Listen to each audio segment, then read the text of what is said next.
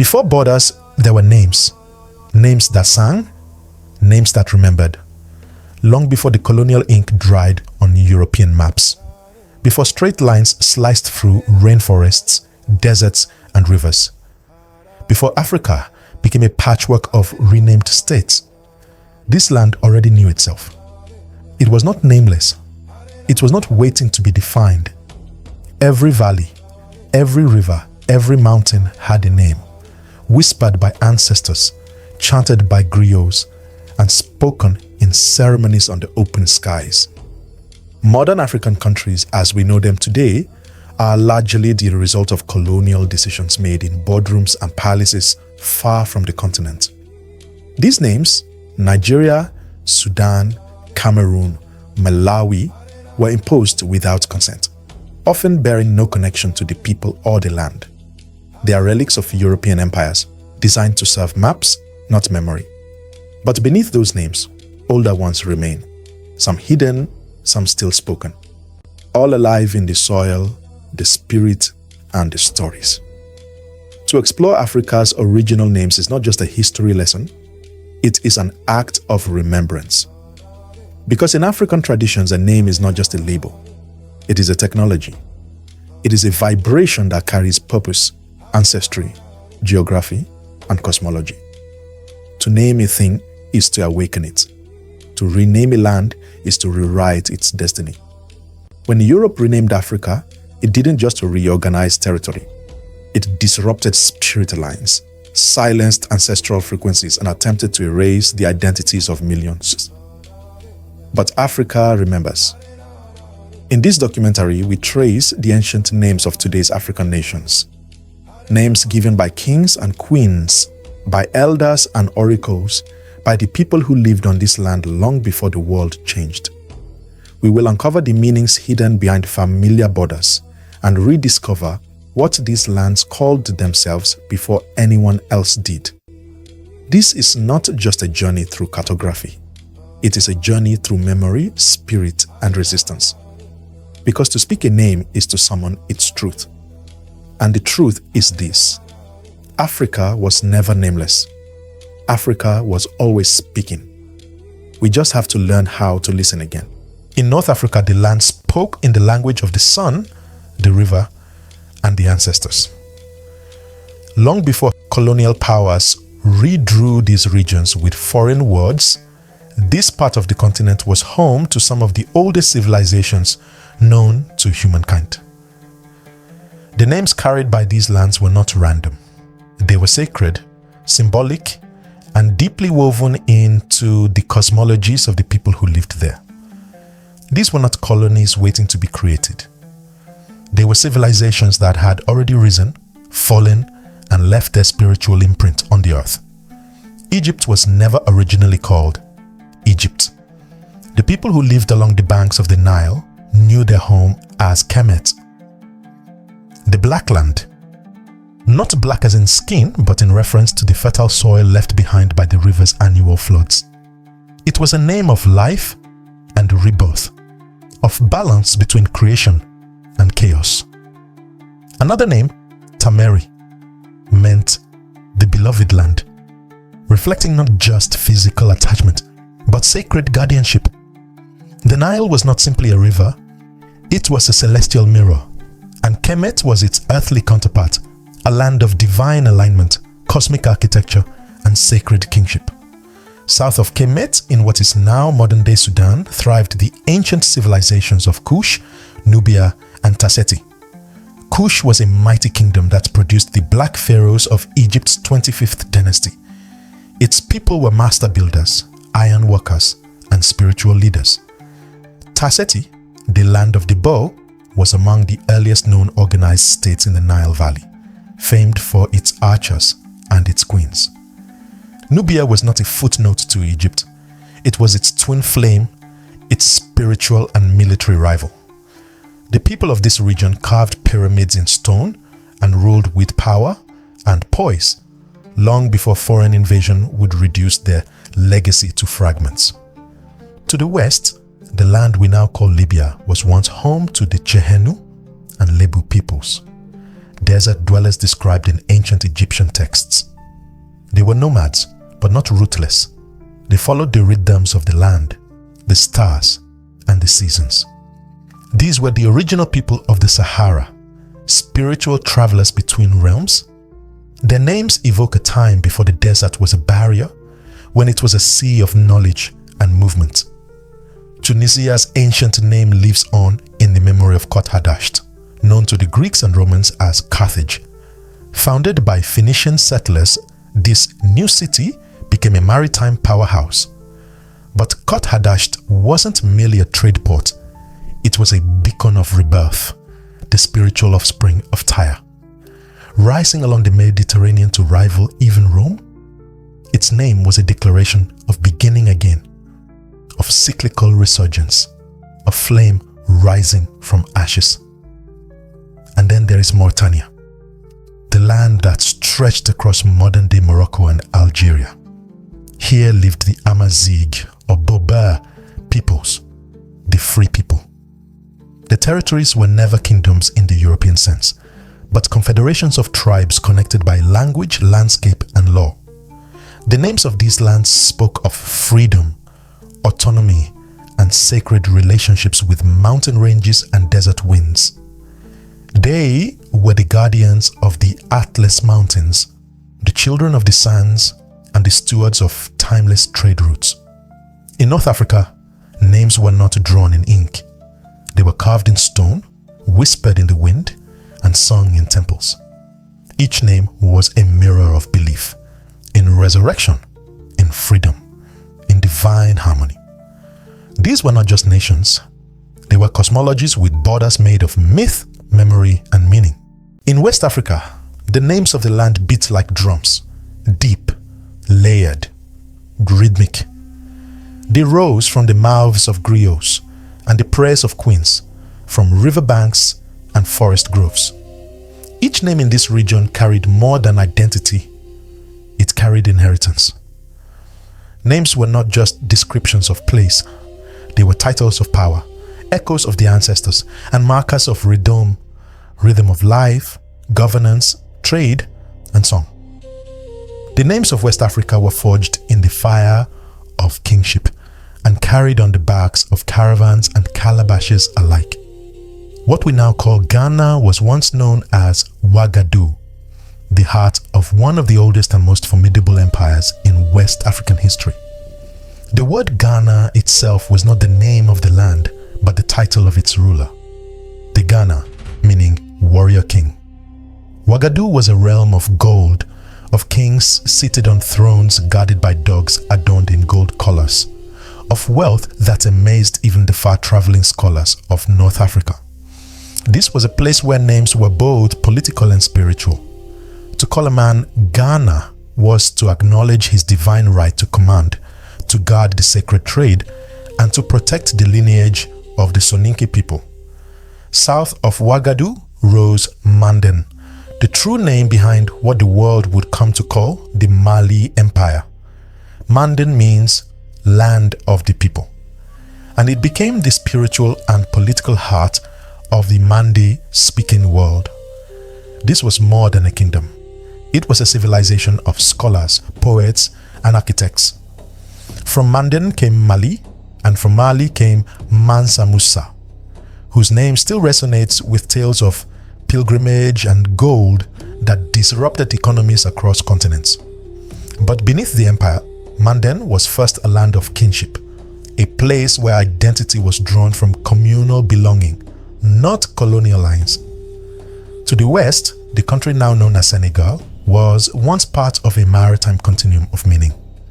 The name Sunugal, which means our boat in Wolof, was likely misheard and rewritten by Portuguese traders as Senegal. But the true name reflected a people of rivers, of unity, of collective journey. Our boat was not just a vessel, it was a metaphor for nationhood, for shared survival, and for ancestral passage. In Nigeria, the diversity of pre-colonial names reveals a tapestry of kingdoms and cosmologies. Ile-Ife was the spiritual origin point of the Yoruba people, a place where, according to oral tradition, the gods first stepped onto earth. Yif means expansion, and the city was a religious capital where kings were not just monarchs but sacred vessels.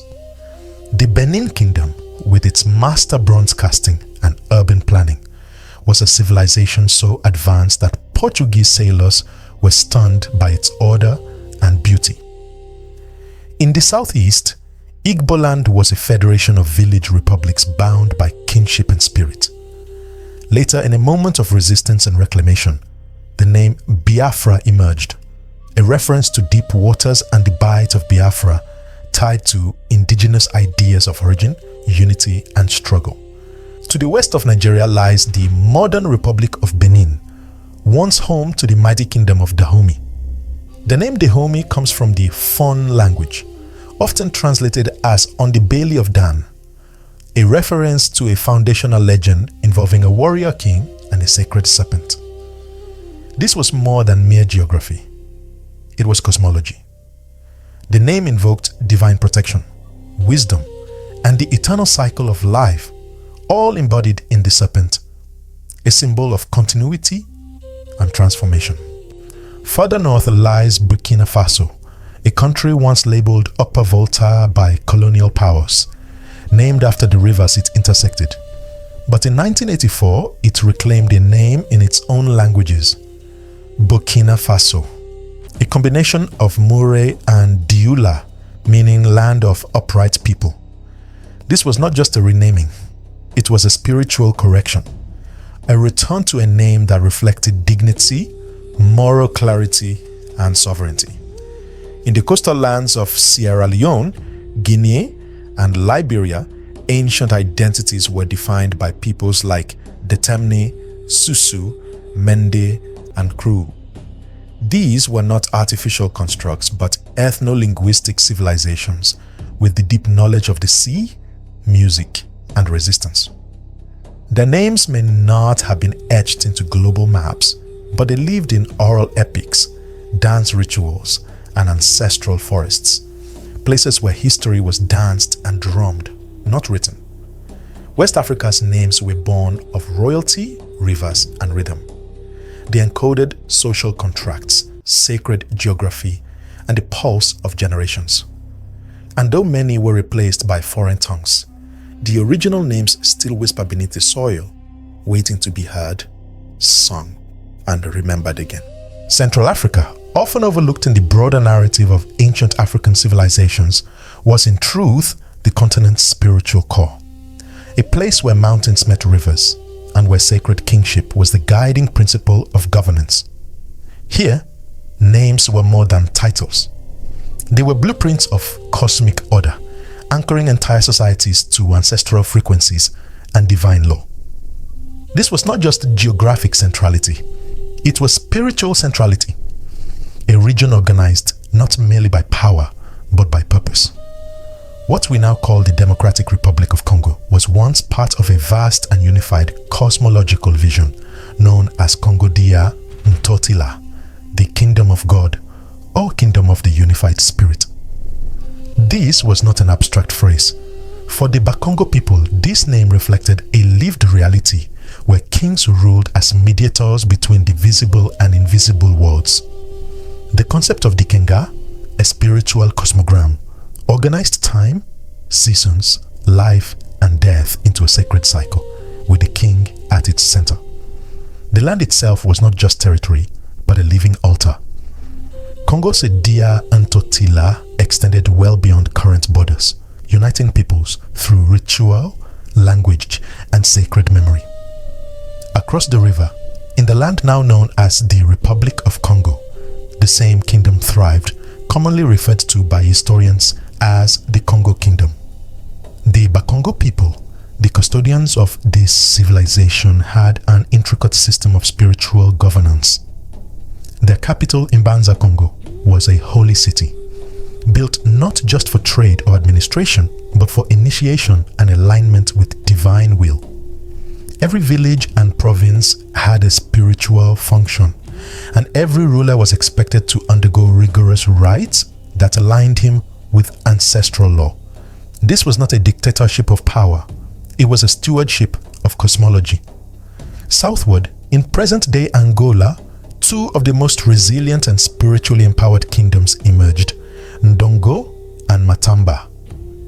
These were not only centers of resistance against Portuguese invasion, but realms ruled by some of the most iconic African monarchs, including Queen Nzinga. The name Ndongo refers to the forging of metal, a fitting symbol for a kingdom shaped in fire, resistance, and transformation. Matamba too was a spiritual stronghold where womanhood, warfare, and ritual governance intertwined. These were not passive societies, they were flames of memory resisting foreign erasure with sacred strength. To the west in Cameroon, the name Mboa endures in local usage, meaning homeland in both Douala and Beti languages. It was not the name of a kingdom, but a spiritual claim to origin, to belonging, and to sacred space. For the peoples of the region, the concept of Mboa was more than national identity. It was the center of the world, a return point, a cradle of life.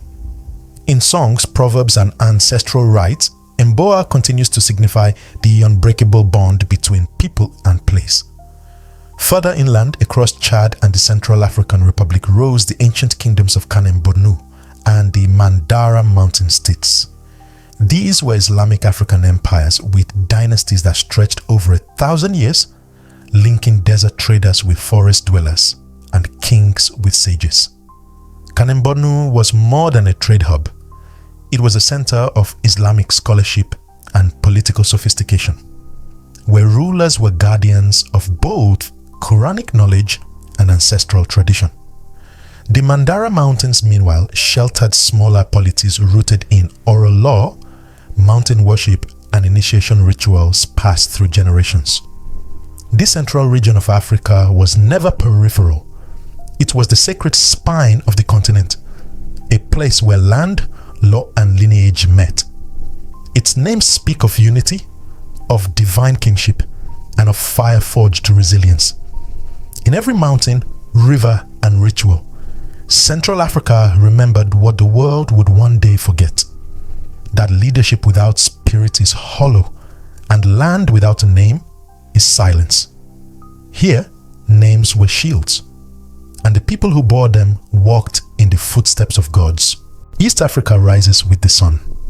It is the place where light first touches the continent each morning. A fitting truth for a region whose ancient names are filled with radiance, ascension, and sacred movement. The lands of the Horn and the eastern coastline have always been bathed in spiritual symbolism, their names echoing the rhythm of mountains, oceans, incense, and song. In this corner of Africa, names were shaped by both the heavens and the sea, embodying the dual forces of divine elevation and expansive trade. These were not just nations.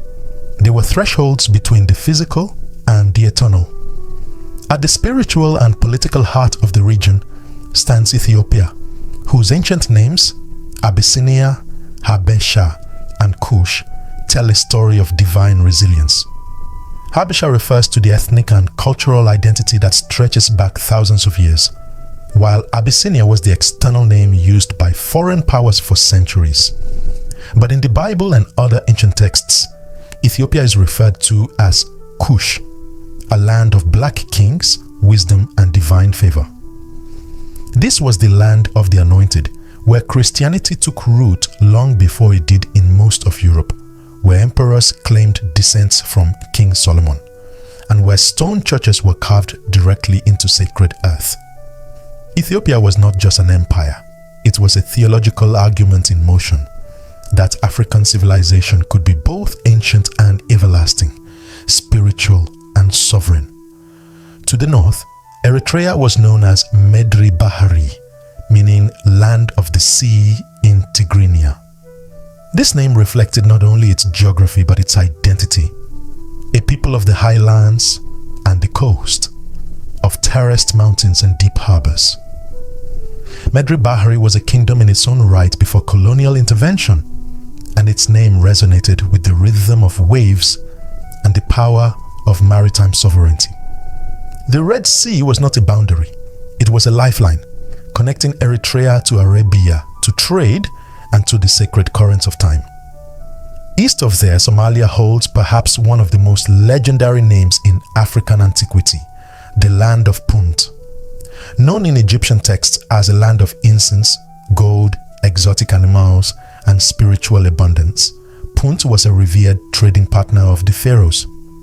Later, Arab geographers referred to the region as Bilad al-Barbar, the land of the Berbers, in reference to its coastal people and their mastery of the sea. Somalia's coastlines were dotted with bustling ports long before European ships arrived. Its people were traders, mystics, and sailors, carrying the scent of myrrh and the wisdom of monsoon winds. Moving south, we reach Kenya, known in Kikuyu tradition as Kirinyaga, Mountain of Brightness, named for Mount Kenya, a sacred peak believed to be the dwelling place of God. The mountain was a place of prayer and cosmic connection, its snow-capped summit shimmering with divine presence. Kirinyaga wasn't just a name, it was a cosmological compass. It oriented the people not just geographically but spiritually, pointing upward toward the source. Further down the coast lies Tanzania, a modern union of Tanganyika and Zanzibar. The name Tanganyika is believed to mean sail in the wilderness, or great lake spreading like a plain, while Zanzibar derives from Persian and Swahili roots, meaning coast of the blacks, or land of spices. Together, these names tell the story of a region steeped in maritime trade, Islamic scholarship, and coastal cosmopolitanism.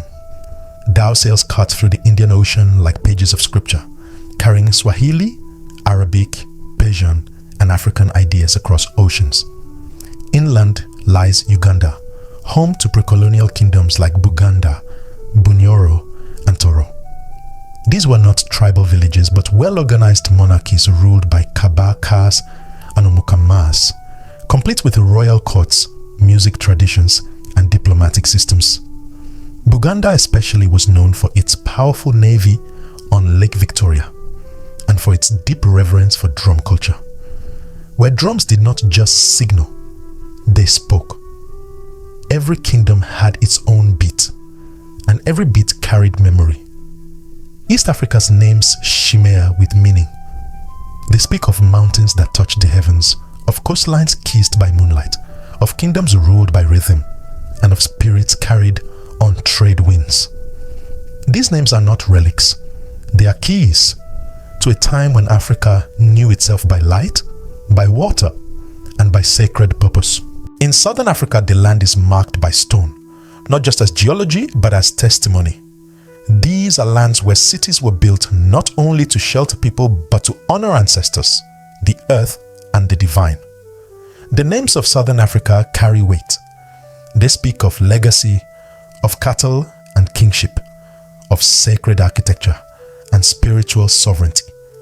Before the colonizers imposed borders and foreign flags, this region knew itself through names carved in stone, whispered by mountains, and guarded by the spirits of the land. At the heart of this ancient memory stands Zimbabwe, a country whose very name was reclaimed from its ancestral roots. Dzimba Dzamabwe, meaning houses of stone in the Shona language, refers to the iconic city of Great Zimbabwe, a stone-built metropolis that flourished between the 11th and 15th centuries. With its towering walls, intricate stone masonry, and absence of mortar, Great Zimbabwe confounded early European explorers who refused to believe it could have been built by Africans. But the name told the truth long before the archaeology did. Zimbabwe wasn't just a city, it was a center of trade, power, and cosmological alignment. The stone structures were aligned with stars, and each wall bore the memory of generations. To say Dzimba Dzamabwe was to call upon the strength of civilization anchored in stone and spirit. To the south, what we now call South Africa was once known in Arab and early Greek sources as Azania, a name meaning land of the black people. For centuries, Azania appeared on ancient maps as a long stretch of coast along the Indian Ocean, recognized by maritime traders from Arabia, Persia, and beyond. The name was not just geographical, it was a recognition of identity. Azania stood as a term of pride and presence, marking the southernmost peoples of Africa as sovereign and visible, long before Europeans would rename the land for their own dominion. In the territory now called Botswana, the pre-colonial name was Bechuanaland, derived from the Batswana people, meaning land of the Tswana. The Tswana were a proud pastoralist society, and cattle were central to their cosmology. Cattle were not merely economic assets. They were tied to rituals of blessing, social rank, and divine favor. The land was shaped by kinship, cattle, and the unspoken codes of respect passed down through generations. In the Tswana worldview, land was not owned, it was cared for, shared, and lived with in sacred relationship. To the west lies Namibia, a country whose true identity is rooted in the ancient homelands of the Nama and Herero peoples. These were communities of resilience, known for their herding cultures, spiritual traditions, and connection to desert and river. The Nama language is one of the oldest in the world, with complex click sounds and a deep lexicon of environmental knowledge. The Herero too lived through colonial violence with dignity, carrying their names, dress, and stories into the present. Before the land was renamed Namibia, it echoed with indigenous names that honored cattle, ancestors, and elemental forces. On the southeastern coast, Mozambique holds the memory of the mighty Mwene Mutapa Empire and the ancient trade city of Sofala. Mwene Mutapa, often called the Lord of the Mountain, was a title of kingship rooted in divine right. This empire stretched across what is now Zimbabwe and Mozambique, controlling gold mines and commanding trade routes that linked inland Africa to the Swahili coast. The name Sofala was whispered among sailors as a port of great wealth, a place where African gold met Arabian sail.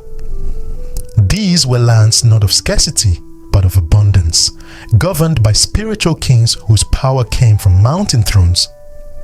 Further inland, the nations of Zambia and Malawi emerged from kingdoms like Barotseland and the Maravi Confederacy. Barotseland, centered around the Lozi people, was built along the mighty Zambezi River, a kingdom of floodplains, cattle wealth, and a monarchy that still survives symbolically to this day. The Maravi were the ancestors of today's Chiwa and Nyanja people, and their name means flames, a symbol of light, endurance, and spreading culture. The Maravi Confederacy was a loose alliance of powerful clans that extended across lakes and mountains, sustained by trade, kinship, and the guardianship of sacred geography. Southern Africa's ancient names tell a story of groundedness, of civilizations born from rock, crowned with cattle, and guided by the divine. These were not scattered tribes waiting to be named. They were sovereign societies built on stone cities, ancestral codes, and sacred soil. When we say their names, we do not just remember, we stand on the foundations they laid. In the shimmering waters of Africa's great coasts, the island nations held their own stories, quiet yet profound, small in land but vast in memory. These islands were not just locations marked on maps. They were vibrant crossroads of oceanic culture, trade, and ancestral rhythm. They held names that spoke of waves, moons, migration, and memory. Names that carried the beating heart of continental connections across seas and centuries.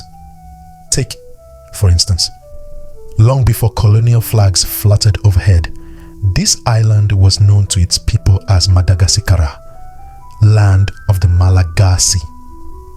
The name alone is a testament to self-definition, an echo of indigenous identity against the waves of foreign interest. The Malagasy people, whose ancestry stretches back to Austronesian and African roots, carried their names across the Indian Ocean with canoes and early sailing vessels, landing on this vast island and weaving a new cultural fabric in dialogue with earth, forest and sea. Madagascar isn't just a geographic label. It is a reminder that the island's story belongs first to its people, and in their language lies its truest memory. Further north, the archipelago floats in Indian Ocean waters like whispered reflections of the moon. Known in Arabic and Swahili traditions as Kamar or Komori, the islands of the moon, these isles belong to mariners, traders, and spiritual wanderers. Their very name evokes lunar tides, nocturnal navigation, and the sacred link between sea journeys and celestial rhythm. Komori told of dhow sails gliding on the starlit skies, of scents of cloves and ilang ilang carried on humid night air, of culture shaped by ocean wind and island calm. To call them islands of the moon was to place them in the cosmos, not just on maps. Beyond these lies the triangle, small in size, yet vast in significance. These islands, before colonial naming, were way stations of migration, trade, and hybrid cultures. Their original names, rooted in Austronesian, Swahili, and Arab seafaring traditions, hint at navigation, wind, star maps, and rhythmic passage. They were not mere outposts, but resonant links in a network that stretched from Africa to Arabia and Asia. In every wave that touched these shores, there was an echo of canoe paddles, dhow bells, and the silent logic of trade winds. Together, these island nations served as rhythmic bridges between Africa, Arabia, and Asia. Their names reflected the movement of waves and moons, of traders and ancestors, of languages carried across oceans. Where mainland territories were defined by rivers, mountains, and cattle, these islands were defined by water, wind, and voyage, yet no less grounded. Their identity was forged in rhythm, of tides, drums, chants, and celestial alignment. In an era when maps were redrawn and names were overwritten, the islands held fast. Their memory stayed alive in names spoken at dusk, in songs repeated on docks, in languages that mixed Swahili expressions with Austronesian roots. And their names, Madagascar, Kamar, Komori, still sing today. They are just to remember that Africa's periphery was not remote, it was relational. The islands were not side notes, they were integral. They were where water met rhythm, waves met story, and memory met belonging. To say aloud their ancient names is to acknowledge their place in the ocean of time, an ocean where borders dissolve but identity persists. In African cosmology, to name a thing is not simply to label it, it is to bring it into being. When the people pointed to a mountain and spoke its name aloud, they were doing more than referring to terrain. They were affirming its presence, weaving it into the web of existence, and setting it in relationship with ancestors, rivers, animals, and gods. A name was a bridge between the visible world and the invisible. Mountains, rivers, animals, and ancestors all carried meanings, vibrations, and stories. The name was the key that unlocked those stories and anchored them in the land. Naming ceremonies were sacred. Elders would speak, drums would beat, ritual smoke would rise, and through the act of naming, the world was initiated into its rightful place. A name was a song and an anchor, a memory and a promise. In many African traditions, the ceremony of naming a place, a person, or a kingdom was akin to initiation into existence. The child was named, the land was named, and the ritual bound the entity to the ancestors' ancestors, and to the land itself. Rivers were named for the kind of life they carried, or the spirits that dwelled within them. Mountains were named for their guardians, their gloss of dawnlight, or the gods who watched from their summit. Animals bore names that tied them to clans, to seasons, and to ritual cycles. Through speech, memory, and connection, the world was composed. Each name a thread in a vast tapestry of meaning. However, that sacred tapestry was disrupted when colonial powers arrived and imposed new names. Names drawn in ink, names chosen for administration, exploitation, and control. Rhodesia, French West Africa, Nigeria. These were not just new labels, they were tools of erasure. By renaming a land, the colonizers severed a vital link between the people and their ancestral frequencies. The original names with their vibrations and stories were replaced or obscured, leaving the land in a kind of spiritual limbo. To erase a name is not just to erase a word, it is to interrupt a spirit. The land loses part of its memory, the ancestors lose part of their voice, and the people lose part of their orientation. When the colonial mapper renamed kingdoms, changed river names, redrew boundaries, and erased indigenous languages, it did more than reorganize geography. It tried to dislocate identity. The spiritual resonance of the original names remained, quietly humming beneath the surface, waiting to be recalled. Reclaiming those names, therefore, is not simply a political maneuver, it is a spiritual resurrection. When a nation changes its name back to what it once was, it is not just changing signage, it is reawakening what was always alive. In the moments when Ghana replaced the colonial Gold Coast, when Zimbabwe replaced Rhodesia, when Burkina Faso replaced Upper Volta, what happened wasn't merely administrative. It was as though an ancestral thread was picked up again, an initiation ceremony resumed, and the vibration of the land was allowed to hum freely once more.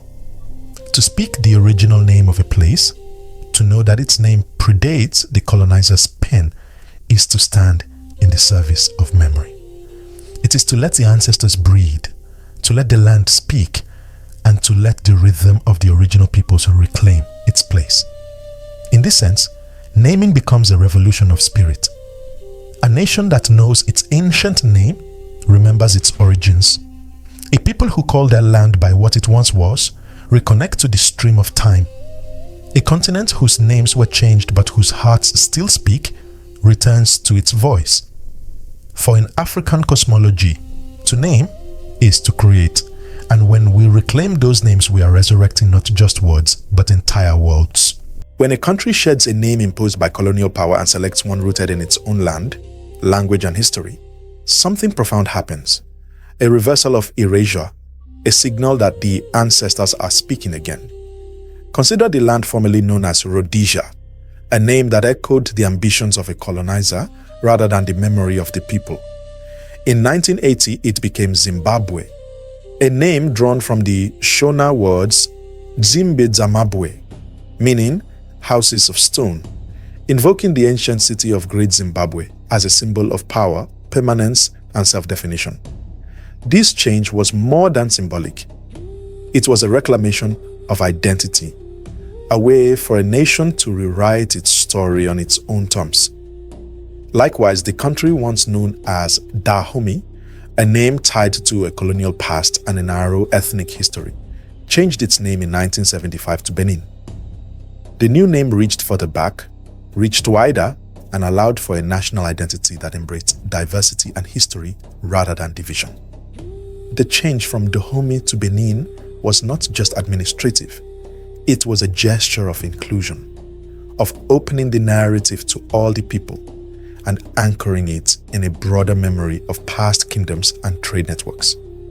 Another potent example is Burkina Faso, which discarded its colonial title of Upper Volta and embraced a name meaning land of upright people, a name in the languages of its own people, the Mure and the Ula. This was a statement of moral clarity, of social aspiration, of returning to roots. Within a single name change, the land declared that it would no longer carry the label designed by foreign powers. And when Swaziland announced its renaming to Eswatini, it too affirmed that its future must echo its original language and identity, that history is alive and should not be hidden under the dust of imposed labels. Each of these acts of renaming is a conscious stepping into memory, a way for nations to align with their own frequencies again. These name changes are not mere rebrands. They are acts of ancestral justice. They say to the generations whose land was renamed, "We remember you." They say to the spirits of the earth, "You were not forgotten." They say to the young people, "This land still holds your name, your language, your story." Beyond government decisions, artistic, academic, and activist movements are now pushing even further, calling for the restoration of indigenous place names, indigenous river names, indigenous mountain and lake names. Through murals, music, literature, and brown paper maps held up in classrooms, people are tracing ancestral nations, reminding themselves and the world of the names that came before. These efforts are not optional, they are urgent.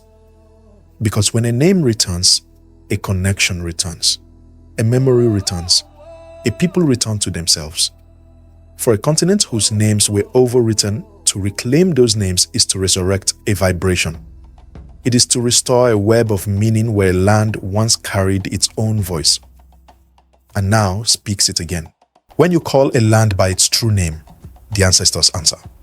We began this journey tracing names that predate colonial maps, names that danced on the lips of rivers, climbed the slopes of sacred mountains, and resonated in drums and griot songs. From the deep earth of Kemet to the stone cities of Dimbadamabwe, from Sunugal's abode to the lunar whisper of Komori, the land spoke first. Africa never waited for a label. It named itself. And in those names lived memory, lineage, geography, and spirit. Modern borders tried to sever that continuity. Names drawn in Europe sought to mute the voices of lakes, of kingdoms, of cosmic rhythms anchored in soil and sky. Yet what was eclipsed was never extinguished. Every ancient name lies beneath the surface, waiting in elders' tales, in ancestral songs, in the lines of rivers still flowing, in the footsteps of people reclaiming their languages. The land remembers. The names still speak. So we turn now to you. If this journey stirred something within, if you recognize the place you come from, a whispered word, an old chant, pause and listen. Write in the comments your ancestral name, the one your village, your clan, your river whispered long before the map arrived.